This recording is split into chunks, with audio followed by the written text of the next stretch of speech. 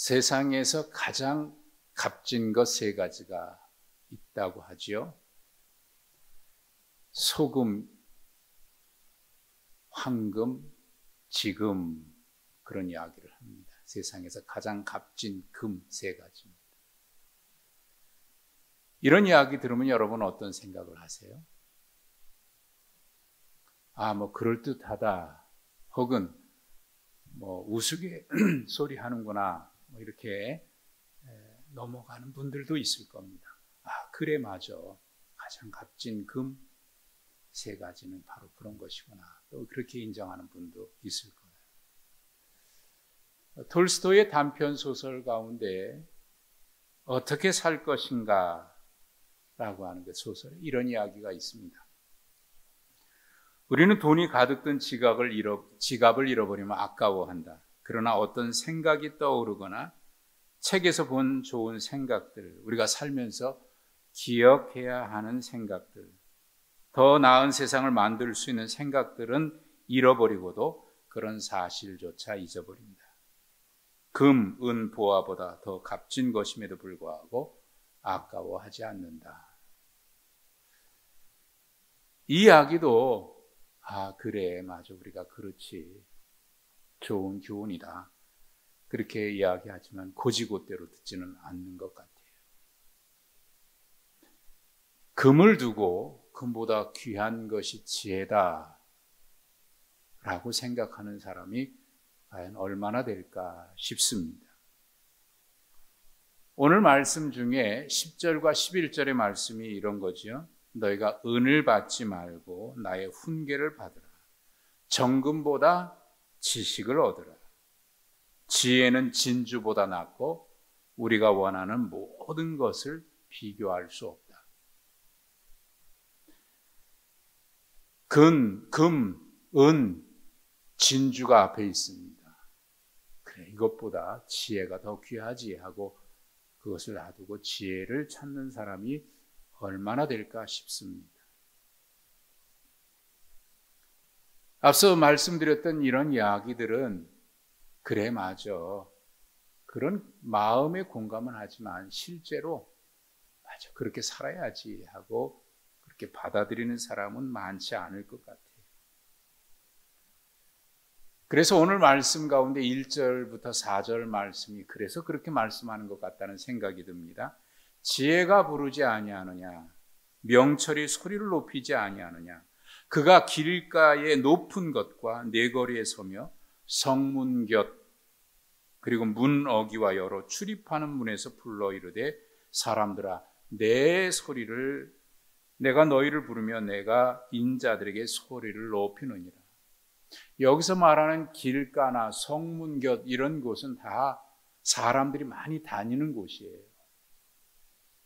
그리고 그 당시에 구약시대의 성문 곁은 모든 중요한 일을 결정하거나 아주 중요한 사실들을 이야기할 때 성문 곁에서 소리를 높여 얘기합니다. 그러니까 많은 사람들이 들으라는 거예요.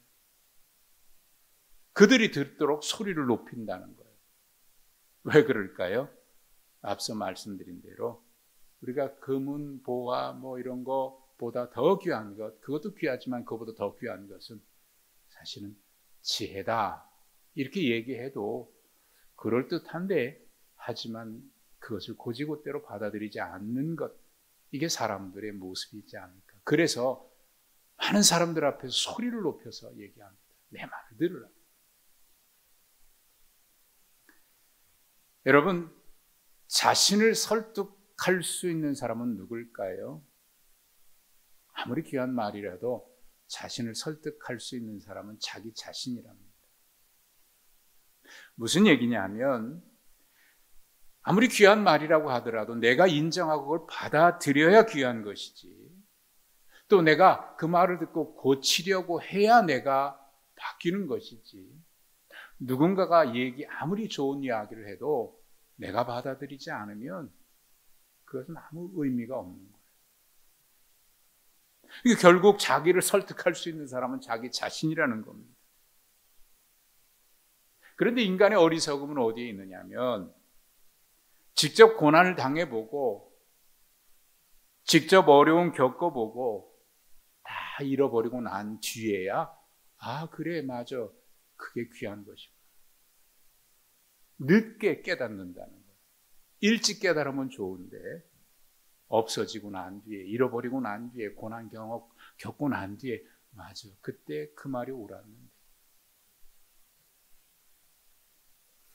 늦었다고 생각할 때가 가장 빠른 때다 그런 말 하지요.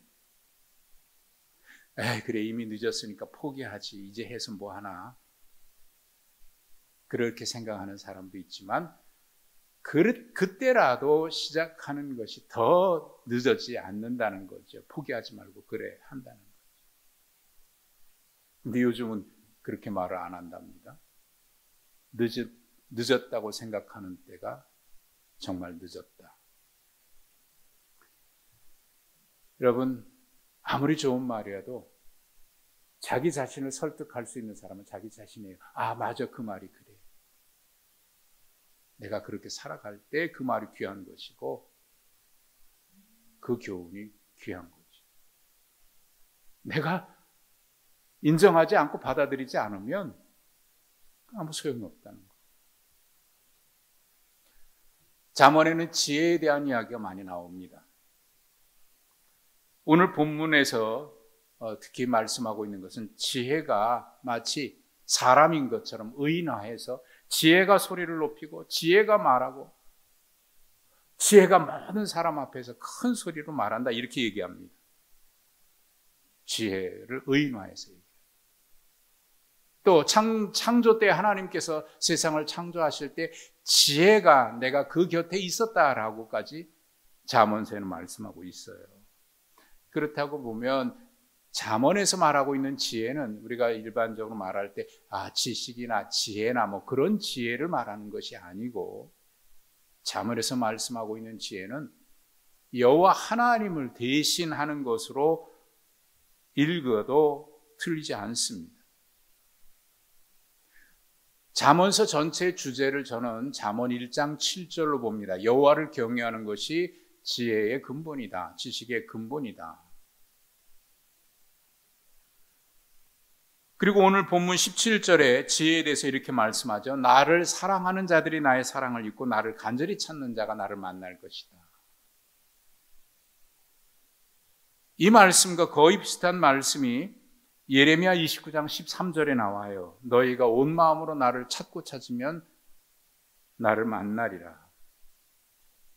그러니까 결국 여기서 말하고 있는 지혜는 여호와 하나님을 대신하는 여호와 하나님을 가까이 하고 여호와 하나님을 찾고 여호와 하나님 만나고 그래서 여호와 하나님께서 말씀하시는 거예요. 1절에 지혜가 부르고 명철이 소리를 높인다는 것은 여호와 하나님께서 지금 우리에게 들으라고 큰 소리로 말씀하신다.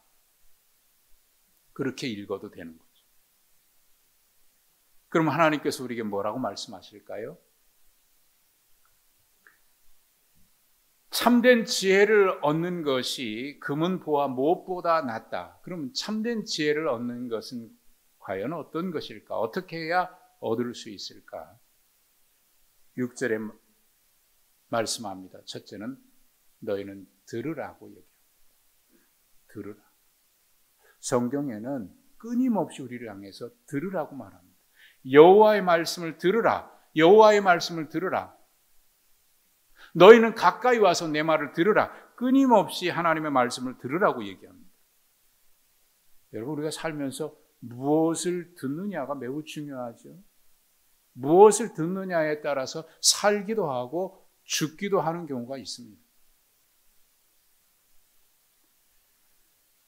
로마서 10장에는 믿음조차도 들음에서 난다. 들음은 그리스도의 말씀으로 말미암아 아니라 믿음도 들음에서 난다고 그래요. 그래서 우리가 하나님의 말씀을 들어야 사는데 마귀는 끊임없이 하나님의 말씀을 듣지 못하도록 합니다.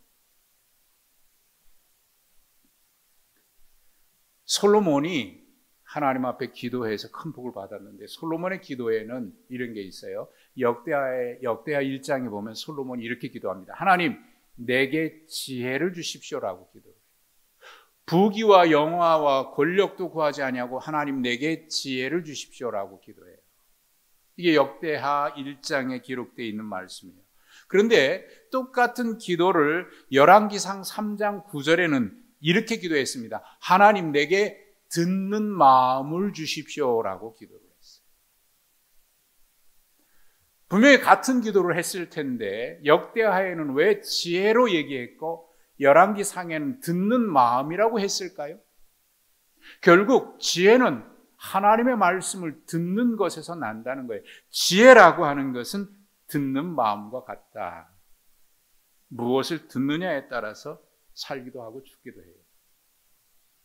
참 우리는 이상한 경험들을 합니다. 여러분도 경험을 많이 하셨겠지만 저도 설교하면서 목회하면서 많이 참 이상한 경험을 듣는데 이 자리에 같은 자리에 앉아 있어요. 말하는 사람은 저 혼자입니다. 그러니 듣는 사람들은 저의 말을 다 들었겠지요. 똑같은 말을 했는데 어떤 사람은 들었다고 그러고 어떤 사람은 못 들었다고 얘기합니다. 물론 졸다가 못 들을 수도 있지요. 그런데 다 똑같이 들었는데 예배 끝나고 나서 교인들끼리 서로 의견이 달라요. 오늘 목사님 그 얘기 안 했다. 오늘 왜 그 광고 안 하셨지? 아니야. 오늘 광고 하셔서 주보에도 나와 있어요. 주보에도 있고 제가 말하기까지 했는데 어떤 분은 안 했다 그러고 어떤 분은 했다 그래요. 어디서 차이가 나는 걸까요? 왜 듣는 사람이 있고 왜 듣지 못하는 사람이 있을까? 사실 우리는 귀로 듣지만 어떤 때는 보면 귀로 듣는 것 같지가 않아요. 마음으로 듣는 것 같아요. 그러니까 마음이 있으면 듣고 마음이 없으면 말을 해도 못 들어요. 생각이 다른 데 있고 그러면 똑같은 말을 해도 못 듣죠. 그러니 말은 귀로 듣는 것 같지가 않고 마음으로 듣는 것 같습니다.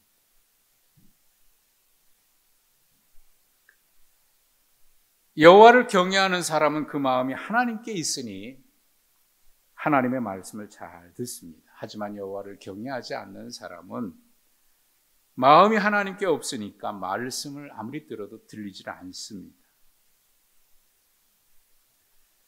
오늘 본문 10절과 11절에 보면 너희가 은을 받지 말고 훈계를 받고 정금보다 지식을 얻으라고 얘기합니다.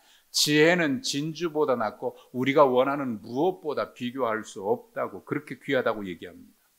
이 말씀은 결국 여호와의 말씀을 경외한 사람이 받는 복을 말하는 거예요. 하나님의 말씀을 듣는 여호와를 경외하는 사람. 금은 보화 어떤 것보다 비교할 수 없다.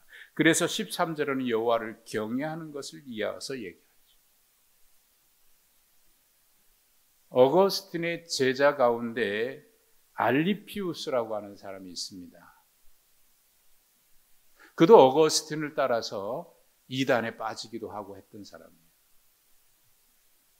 어거스틴과 고향이 같고 그의 아끼는 제자인데 아프리카 칼타고에서 그가 고향에 살 때 원형경, 그 당시에 오락이라고 하면 그 원형 경기장에서의 그 투사입니다. 그 안에서 경기 일어나는 걸 보고 잔인한 경기를 보고 쾌락을 즐기는, 쾌감을 느끼는, 거기에 빠져들었어요. 누가 말해도 듣지를 않습니다. 빠져나오질 않습니다. 누가 얘기해도 설득해도 그가 받아들이질 않아요. 거기서 빠져나오지를 못합니다. 중독이 돼버린 거예요. 그런데 어느 날 어거스틴이 강의하고 있는 중에 그 학생이 그 자리에 있었어요. 어떤 책을 설명하는 중에 책의 한 구절을 읽고 이 이야기를 어떻게 하면 좋을까? 어떻게 이야기하면 좀 쉽게 이해할 수 있을까? 떠오른 것이 경기를 관람하는 이야기로 비유를 들어서 설명을 했습니다. 분명 그 학생이 그 자리에 있었지만 지금 내가 저를 설득해야 되겠다는 생각을 하거나 책망해야 되겠다는 생각을 전혀 하지 않고 다만 그 구절을 읽고 그걸 설명하기 위해서 경기를 관람하는 비유를 들어서 설명을 한 거예요. 근데 이 학생이 그 말을 듣는 순간 자기를 꾸짖는 말로 들었습니다. 자기에게 주는 이야기로 들었습니다. 그래서 그가 거기서 회개를 하고 돌이켜요. 그 중독됐던 누구의 말도 듣지 않았던 그가 거기서 빠져나오게 됩니다. 참 이상한 일이죠. 어떤 사람은 어떤 말씀을 들었을 때, 아, 그래, 하나님이 나에게 주시는 말씀이구나. 그리고 그 말씀을 받아들이기도 하지만 어떤 사람은 또 얘기해요. 왜 오늘 나를 치십니까? 라고 얘기하는 사람. 똑같은 내용인데 왜 그렇게 다르게 받아들이는 것일까요? 마음이지요. 관계지요. 알리피우스와 같은 어떤 사람은 자기에게 준 하나님의 말씀으로 받아들여서 그 말씀을 통해서 새로운 삶을 살기도 합니다. 하지만 어떤 사람들은 그 말씀에 반발을 하고 오히려 나를 친다고 얘기합니다. 마음이 다른 것입니다.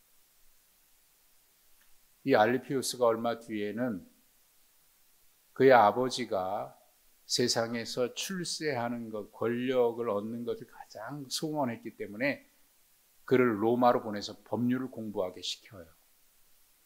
로마로 갑니다. 근데 로마에 갔더니 칼타고에서 있었던 보다 더 잔인한 투사 경기가 있어요. 친구들이 얘기합니다. 오늘 그 구경하러 가자. 아, 나는 안 간다. 옛날 생각이 나서 안 간다. 친구들이 억지로 그를 끌고 가요. 어쩔 수 없이 갑니다. 가면서 결심했어요.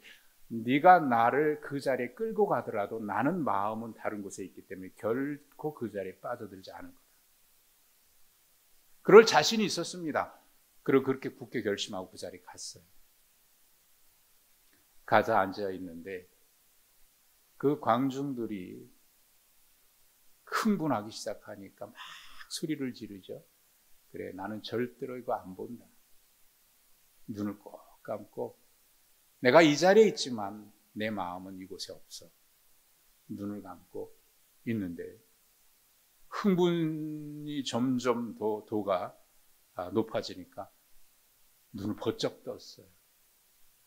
그리고 그걸 보는 순간 자기도 모르게 거기서 또다시 빠져들어가고.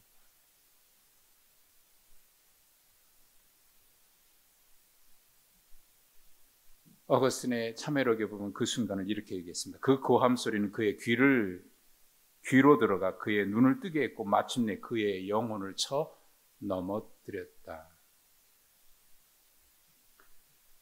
무엇을 듣느냐에 따라서 살기도 하고 무엇을 듣느냐에 따라 죽기도 합니다. 듣는 것이 지혜고 깨닫는 것이 축복이죠. 여호와를 경외하는 것이 지혜이고 경외함으로 하나님의 말씀을 듣는 것이 축복입니다. 그래서 사는 거죠. 베드로가 예수님의 말씀을 분명히 들었어요. 경고의 말씀을 들었어요. 네가 오늘 나를 3번 부인할 거야. 아, 무슨 말씀이세요? 절대로 그런 일은 없습니다. 저는 자신합니다. 다른 사람은 몰라도 저만은 그렇지 않습니다. 장담합니다. 근데 그날 밤에 베드로가 보기 좋게 넘어지죠. 주를 모른다고 3번씩이나 부인하는데 마지막 3번째 부인할 때는 저주하면서까지 부인했다. 성경은 그렇게 기록하고 있어요. 분명히 주님의 말씀을 들었음에도 불구하고 그 말씀을 마음으로 받지 않은 거죠. 자신만만했습니다. 근데 그 순간 타구는 소리가 주님 경고하신 대로 들려왔고 그때 주님 말씀이 떠올라서 주님을 바라봅니다. 주님의 눈과 내 눈이 마주쳤어요. 그리고 그는 뛰쳐나가서 통곡하며 울고 회개합니다. 하나님의 말씀, 기록된 하나님의 말씀, 들려오는 하나님의 말씀 들어도 하나님의 말씀일 수 없습니다. 그것이 아하, 하나님이 나에게 주시는 하나님의 말씀이구나 하고 받아들일 때 그것이 비로소 내 속에서 생명이 되고 나를 살리는 말씀. 성경을 수도 없이 읽어도 오늘 이 말씀이 나에게 준 하나님의 말씀이구나 하고 그 말씀을 마음으로 받아서 그 말씀대로 살아낼 때 그 말씀이 능력이 되는 것이죠. 결국 말씀도 귀로 듣는 게 아니고 마음으로 듣는 것 같아요. 제가 종종 인용합니다만 유진 피터슨이라고 하는 신학자가 있는데 이미 얼마 전에 돌아가신 분입니다만 그분이 그런 얘기예요. 믿음은 하나님이 지금 존재하신다는 사실을 인정하는 것이 아니라 그분이 지금도 우리에게 나에게 말씀하고 계신다는 사실을 믿는 것이다. 그래서 그 말씀대로 살아가는 거예요.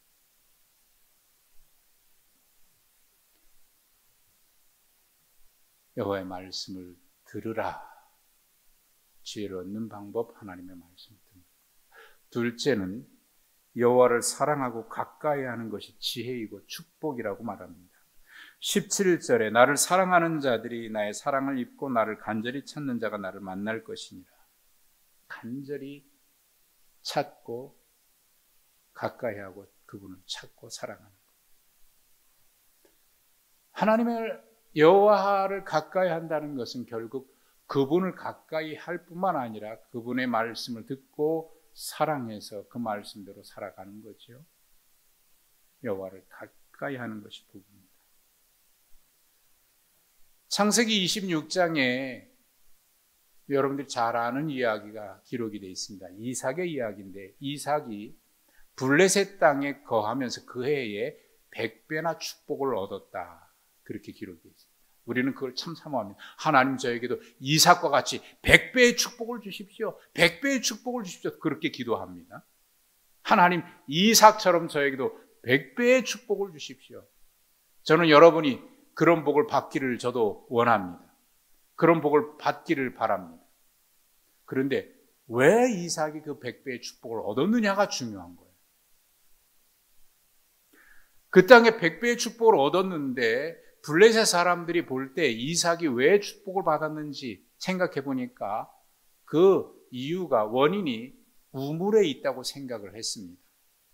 우물이 참 귀하죠. 물 없이는 뭐 살 수 없으니까. 특별히 그 지역은 물이 우리보다 더 귀한 지역이니까. 그래서 블레셋 사람들이 시기하고 셈이 나서 저는 우리 땅에 와가지고 잘 되는데 가만히 보니까 우물 때문에 그렇구나. 그래서 우물을 빼앗습니다. 근데 성경이 참 이상한 것은 이삭이 강성해서 힘으로도 그들을 이길 수 있다고 기록이 되어 있어요. 그런데 싸우지 않고 물러나요. 양보하고 다른 곳에 가서 또 우물을 파니까 거기서 물을 얻어요. 또 와서 블레셋 사람들이 빼앗습니다. 또 다른 곳에 가서 우물을 파니까 또 와서 빼앗습니다. 또 다른 곳에 가서 우물을 파니까 또 와서 빼앗습니다. 참 바보처럼 그래요. 근데 좀 이상한 것이 있어요. 이상한 것은 이삭이 싸울 수 있음에도 불구하고 힘이 있음에도 불구하고 그렇지 않았던 것도 이상하지만 두 번째는 블레셋 사람들이 그 우물을 빼앗고 난 뒤에 그 우물을 덮어버려요. 메꿔버려요. 이상한 행동을 합니다. 참 이상하지 않아요? 그거 얻었으면 자기들 쓰면 되는데 왜 그걸 메꿔버리는지 모르겠어요. 그런데 이 이상한 행동을 가만히 보면 이건 단순히 우물을 파고 그것을 빼앗고 덮어버리는 이런 단순한 물의 이야기가 아닌 거예요. 예레미야 2장 13절에 보면은 이스라엘이 두 가지 악을 저질렀다. 예레미야 선지자가 책망하면서 말씀하시는데 첫째는 생수의 근원이신 하나님을 버린 것이 이스라엘의 죄악이다. 두 번째 악은 웅덩이를 파는데 물을 가두지 못할 터진 웅덩이를 팠다. 그렇게 말씀합니다. 이것이 이스라엘의 두 가지 악이라고 책망합니다. 그러고 보니까 이삭의 우물을 파는 행동은 단순히 물을 얻기 위해서 우물을 파는 게 아니라 생수의 근원이신 하나님을 가까이 하고 그분과 가까이 살려고 하는 그의 신앙의 행동을 말하는 겁니다. 단순히 우물이었다고 하면 블레셋 사람들이 그걸 메꾸지 않았을 거예요. 썼을 거예요. 근데 나중에 그들은 깨닫지요. 아, 이삭이 100배나 복을 받은 것은 우물 때문이 아니라 하나님 때문이었구나 하는 것을 알아서 블레셋의 왕 아비멜렉이 나중에 이삭을 찾아와서 이야기합니다.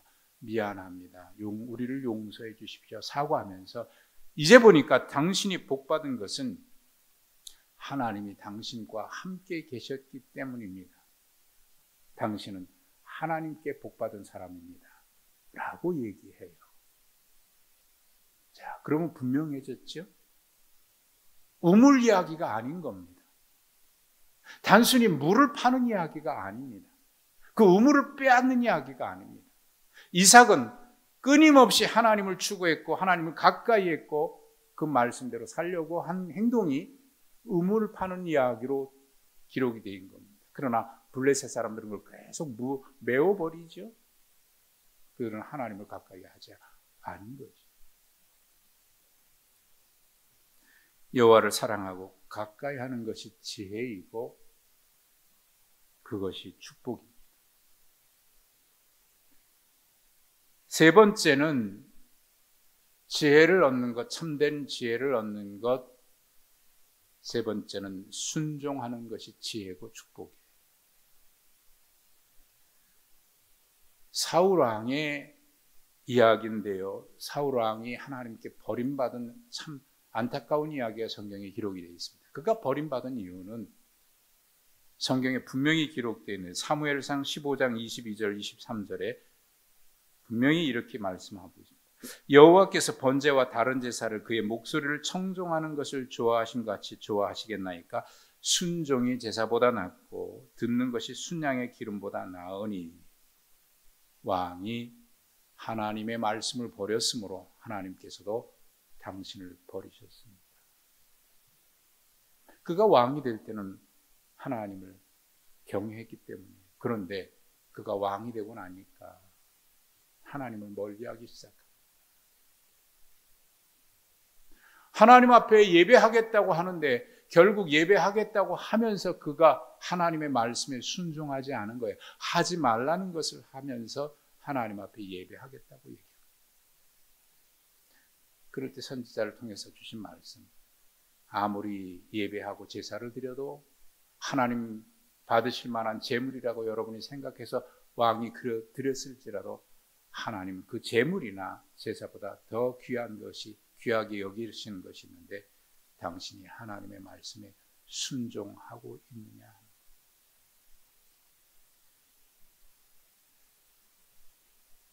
누가복음 5장에 보면 베드로가 주님을 따르기 시작할 때 이야기가 기록이 되어 있습니다. 밤새도록 고기를 잡았는데 그날 밤에 고기를 한 마리도 못 잡았어요. 이상한 일이 벌어지고 경험으로는 분명히 고기가 잡힐 텐데 한 마리도 잡지 못해요. 밤새도록 그렇게 헛수고하고 아침에 축 처진 어깨로 그물을 정리하고 배를 싣고 이제 집으로 돌아가려고 하는데 그때 주님이 오셔서 베드로의 배를 잠깐 빌립니다. 그리고 무리들에게 하나님의 말씀을 전하시고 그 뒤에 베드로에게 이렇게 얘기해요. 베드로야, 시몬아, 깊은 데 가서 한번 그물을 던져보지 않겠느냐? 그 말씀에 베드로가 이렇게 대답을 하죠. 주님, 내가 밤이 새도록 수고하였을 때 잡은 것이 없습니다. 하지만 말씀대로 제가 그물을 내리겠습니다. 근데 놀라운 일이 벌어지죠. 물고기가 그물 가득하게 잡히는데 찢어질 정도로. 그래서 건져내서 2배에 가득하게 채웠다 그래요. 참 놀라운 일이 벌어진 거예요. 믿음은, 지혜는, 참된 지혜는 경험에서 오겠지요. 그래서 지식보다 더 중요한 것이 지혜라고 얘기합니다. 분명 학교에서 배우지 않았는데 학교를 대학원 석박사까지 하지 않았는데 지혜로운 사람을 봅니다. 그것은 배움에서 온 지혜가 아니라 경험을 통해서 온 거지요. 그런데 경험보다 더 깊은 지혜는 어디서 오느냐? 하나님의 말씀에서 옵니다. 그래서 우리에게 참된 지혜는 경험을 넘어서 말씀으로, 그리고 그 말씀의 순종으로 이어갈 때 그것이 참된 지혜고 생명이죠. 경험을 넘어서 말씀으로, 그 말씀을 순종함으로. 밤이 새도록 고기 못 잡았습니다. 하지만 말씀대로 해보겠습니다. 그때 놀라운 일이 벌어졌습니다. 오늘 10절과 11절의 말씀, 지혜는, 참된 지혜는 금이나 은이나 진주보다 귀할 뿐만 아니라 우리가 원하는 어떤 것보다 비교할 수 없을 만큼 귀하다고 말씀합니다. 그래서 은을 받지 말고 훈계를 듣고 금을 얻기보다, 지식을 얻고 진주를 얻기보다 지혜를 얻으라. 비교할 수 없는 것이다. 결국 이 지혜는 여호와를 경외하는 것입니다. 그래서 오늘 말씀을 말합니다. 첫째, 여호와의 말씀을 들으라고요. 두 번째, 여호와를 가까이 하고 그분과 함께 살아가고 그분을 사랑하라고 말씀합니다. 그리고 세 번째, 결국 듣고 사랑하는 것. 그 사람은 하나님의 말씀에 순종하며 살아갑니다. 말씀을 듣고 사랑하고 순종하는 것이 지혜고 참된 축복입니다. 이런 사람에게 21절의 말씀은 결론적으로 이런 말씀도 주십니다. 재물의 축복도 거기서 온다. 이는 나를 사랑하는 자가 재물을 얻어서 그 곳간에 채우게 하려 함입니다.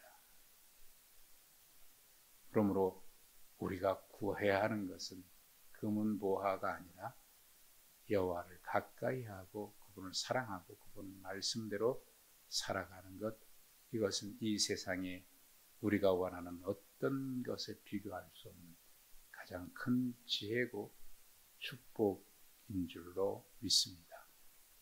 그 축복에 우리 모두 참여하는 우리 모두가 되시기를 주님의 이름으로 축복합니다. 하나님 아버지 감사합니다. 오늘도 우리가 이 자리에 나와서 하나님을 예배할 수 있음이 감사하고 오늘도 하나님의 말씀을 들을 수 있게 해주시니 감사합니다.